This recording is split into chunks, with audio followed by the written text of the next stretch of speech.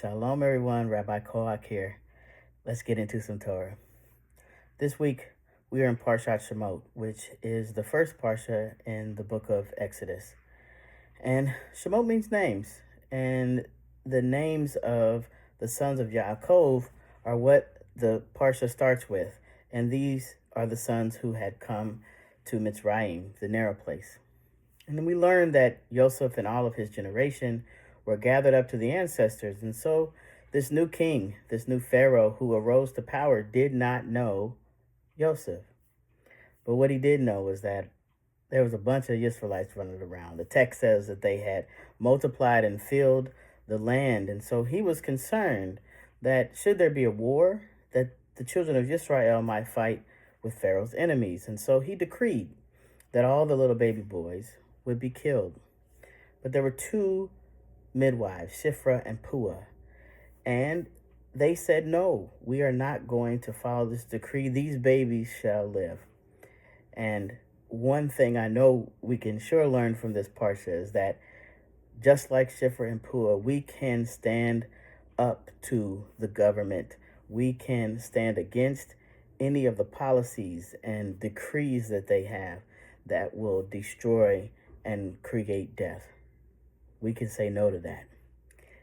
And then we meet this little baby boy who is in a little basket and is sent down the river. He ends up in Pharaoh's daughter's house, and the text says that she names him Moshe, which means to be drawn from the water.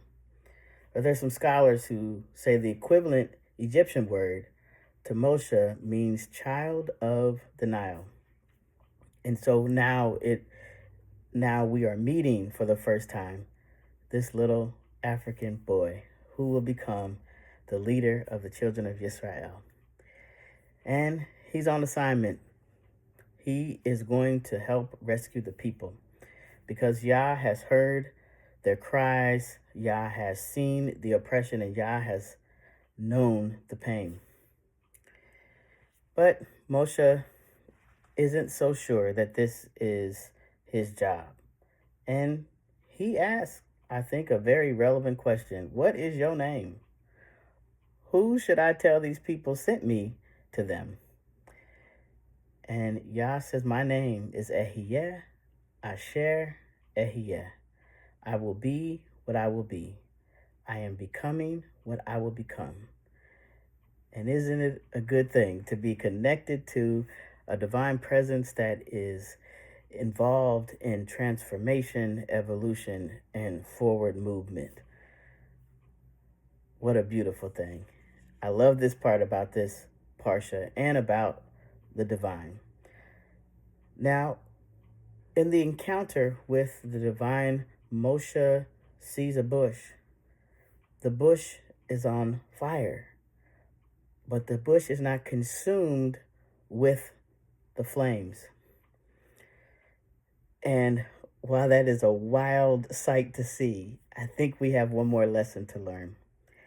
That in our moments of righteous anger and rage, and grief, that we can allow it to fuel our action, allow it to give us azut de kedusha, the holy boldness to do what it is we have been called to do, but to not let it consume us, to not allow it to bog us down and, dare we say, burn us out. So this Shabbat, I hope that you give yourself a chance to just be. We are becoming, yes, we are becoming our better selves. We are becoming, may it be so, better communities and better world. But in this moment, on this Shabbat, may it be so that you just be. To breathe deeply, to rest your body, drink water, be with your beloveds. I will see you next week. Shabbat Shalom.